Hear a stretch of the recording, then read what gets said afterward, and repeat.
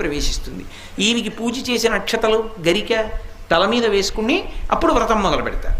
అప్పుడు నిర్విఘ్నంగా జరుగుతుంది. లేకపోతే ఏమైనా ప్రతిబంధకం రావచ్చు. ఎంతంత పెద్ద పెద్ద విఘ్నాలవనివ్వండి ఆయన తీసేస్తాడు. అది ఎంత పెద్ద విఘ్నం కానివ్వండి, ఆయనని తలుచుకుంటే మాత్రం ఇంకా విఘ్నం నిలబడదు. ఆ విఘ్నాన్ని తీస్తాడు. అందుకే ఒక్కొక్క దేవాలయంలో 2 విఘ్నేశ్వరులు ఉంటారు, 2 వినాయకమూర్తులు ఉంటాయి. ఒక శివాలయంలో ఒక శివలింగమే ఉంటుంది, ఒక్కొక్క శివాలయంలో 1 కన్నా ఎక్కువ శివలింగాలు ఉంటాయి. అప్పుడు ప్రదక్షిణంలో పానవట్టం దాటచ్చు.